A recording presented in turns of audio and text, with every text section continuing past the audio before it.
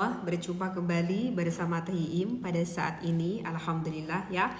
Mudah-mudahan kita semuanya selalu berada di dalam rahmat maghfirah inayahnya Allah. Pada saat ini kita sedang diberi kesehatan oleh Allah, sehat lahir, sehat batiniah kita. Amin ya Allah ya Rabbal Alamin. Para jamaah al-Islam rahimakumullah, ada beberapa pertanyaan yang sudah masuk lagi ke pihak Teteh. Baik, bismillahirrahmanirrahim. Alhamdulillahirrabbilalamin. Wassalatu wassalamu ala asrafil anbiya'i wal mursalin wa ala alihi washabihi ajma'in amma ba'd. Ini pertanyaan dari Kakak Arifa yang ditanyakan, punten Teteh sanabadek naros. Misalnya saya itu kredit baju, harganya itu 400.000. Tapi beli dari tokonya 300.000. Apa itu riba? Mau mengkredit baju ya? Mungkin ini maksudnya jadi membedakan harga karena kredit jadi harganya lebih mahal mungkin ya, seperti itu. Baik, bismillahirrahmanirrahim. Kak Rifa, kalau kita berbicara dari ijab qabul perdagangan jual beli gitu ya, sebetulnya yang paling meminimalisir tidak terjadinya suatu riba itu adalah kalau kita melakukan akad jual belinya nakdan. Artinya nakdan itu jadi kontan ya, seperti itu. Tapi bukan berarti kita itu tidak boleh mengkredit. Apakah kita boleh mengkredit? Boleh, Kak Rifa, kita boleh mengkredit. Yang penting Kak Rifa itu ya tahu saja akan ilmunya ya, Kak Rifa. Nah, kalau di dalam fikih istilah kita mengkredit itu dengan bai' bitaksid gitu ya. Jadi kita membayarnya dengan cicilan seperti itu. Nah, yang harus Kak Rifa perhatikan itu adalah di dalam akadnya saja, Kak Rifa, di dalam akadnya saja. Dan bahkan ini sudah dijelaskan ya oleh baginda Nabi Muhammad SAW. Ini hadis yang diriwayatkan oleh Imam At-Tirmidzi seperti itu. Bisa dikasih contoh aja ya, sama Teteh kasih contoh aja biar para jamaah pendengar yang lain pun bisa dapat memahaminya. Misalkan Kakak Rifa itu datang kepada suatu toko, misalkan ada yang lagi jual pakaian gitu ya, yang lagi jual baju gitu Kakak Rifa.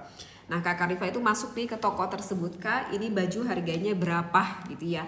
Nah, si penjual itu kan bilang ya sama Kakak Rifa, oh Kak, ini harga bajunya itu 300.000. Kemudian lanjut si penjual itu berkata kembali kepada Kakak Rifa, Kak, ini harga baju itu 300.000 ya. Tapi kalau misalkan mau mengkredit juga boleh. Nah, kalau mengkredit bisa dengan 4 kali cicilan. Harganya jadi naik Kak, jadi 400.000 gitu. Jadi satu cicilannya 100.000, 4 kali cicilan jadi 400.000. Nah ini Kak Rifa, yang gak boleh tuh seperti ini. Jadi di dalam satu akad ada satu barang tetapi dengan dua harga yang berbeda. Kemudian Kakak Rifa itu misalkan mau mengkredit, kata Kakak Rifa, oke deh Kak, aku mau mengkredit. Nah, berarti Kakak Rifa sudah mengiyakan kan? Nah, ketika Kakak Rifa sudah mengiyakan, ya udah itu sudah terjadi riba Kak, karena Kakak itu sudah mengiyakan transaksi tersebut seperti itu ya. Nah, kata Kakak Rifa, aduh Teteh gimana dong agar aku itu tidak terjerat pada suatu riba. Sedangkan kalau misalkan aku itu mau memberitahu ya kepada si penjual tersebut, kalau itu tuh nggak boleh, membeda-beda harga itu nggak boleh, itu riba. Aduh kayaknya nggak enak juga ya. Maksudnya terkadang kan tidak semua orang itu bisa memberikan akan hukum kan, terkadang dengan situasi tertentu lah gitu. Aduh Teh, aku nggak nyaman juga kalau aku kasih tahu kalau itu hukumnya adalah riba. Tapi aku mau mengkredit misalkan gitu. Maka gimana dong caranya? Nah, oke. Ada penjelasan tentang hal ini ya, ada di dalam kitab Raudatul Thalibin yang membahas tentang bai bitaksid. Jadi kalau misalkan Kakak Rifa tidak ingin berada di dalam akad jual beli di dalam riba tersebut, bai bitaksid. Jadi caranya yang ulama katakan jadi khiyar majlis. Artinya Kakak Rifa itu keluar aja dulu dari tempatnya, dari tempat akad gitu. Oke, Kakak itu keluar dulu dari toko tersebut atau dari tempat transaksi tersebut. Mau saat itu juga boleh, mau besok harinya boleh gitu ya. Yang penting syaratnya Kakak itu adalah keluar dulu dari tempat akad atau dari toko tersebut lah istilahnya gitu Kakak Rifa. Oke, kakak keluar dulu dari tempat sampai kakak tidak melihat. Kemudian kakak itu datang kembali kepada toko tersebut.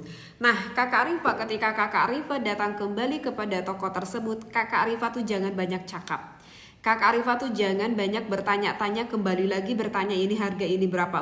Jangan. Udah, langsung kakak Arifah tinggal cus aja bilang sama si penjualnya, Kak, aku ingin memperkredit baju ini ya. Tadi kan kakak bilang ini harganya itu 400.000 kalau dikredit. Oke kak, siap, aku mau melakukan kredit ini dengan 4 kali cicilan. Nah, berarti kan ini si penjual tidak mengatakan kembali kalau kontan segini, kalau kredit segini. Gitu kan? Jadi hanya satu akad saja, yaitu akad kredit saja pada saat itu.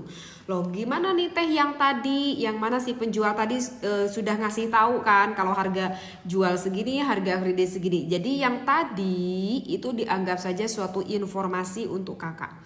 Yang penting apa kak? Di dalam fikih itu yang penting apa tadi? Tidak membedakan harga di dalam satu akad. Oke. Di sini mungkin kakak bisa dipahami ya. Nah kemudian ada satu lagi kak yang tidak boleh itu seperti ini. Kemudian kakak tadi udah bilang ceritanya mau kredit kan tadi. Oke kak, aku mau mengkredit gitu ya kan. Nah kemudian pada esok hari ternyata kakak itu dapat rizki nih dari Allah gitu ya, dapat rizki. Aku punya uang nih 300.000 nih. Aku sekarang bajunya langsung aja deh aku lunasin. Nah ini juga sama gak boleh gitu. Nah misalkan esok harinya kakak itu datang lagi nih sama si penjualnya, Kak aku gak jadi aku gak mau menjadi kredit, aku gak mau menjadi bayarnya nggak jadi kredit gitu ya, kata kakak Rifa. Aku bayarnya sekarang mau kontan aja gitu. Pada esok harinya sambil memberikan uang 300.000. Sedangkan kan 300.000 itu kan kalau harga kontan pada saat kemarin kan, bukan pada saat ini. Nah ini juga sama, itu gak boleh kak. Karena kan kemarin itu kakak kan sudah berijab kabulnya, akadnya kan kredit dengan harga 400.000.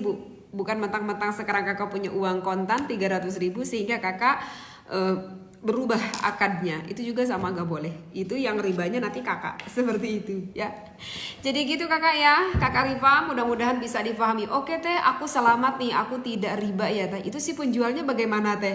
Karena itu si penjualnya kepada setiap orang tuh kepada setiap orang yang pengunjung tuh seperti itu. Dia selalu berkata seperti itu. Kalau harga kontan segini, kalau harga kredit segini, ya udah, yang dosa ribanya hanya dia aja penjualnya. Kita tidak ikut terbawa dosa. Harusnya sih kakak Rifa ngasih tahu gitu kalau itu nggak boleh, kalau itu riba. Masya Allah, riba itu termasuk dosa besar loh Kak Rifa, bukan dosa kecil, dosa besar. Bahkan ulama mengatakan termasuk peringkat dosa yang ketiga. Ada yang mengatakan peringkat dosa besar yang keempat, ada yang mengatakan peringkat dosa besar yang ketiga. Masya Allah, tabarakallah. Ini soal riba harus benar-benar paham ya.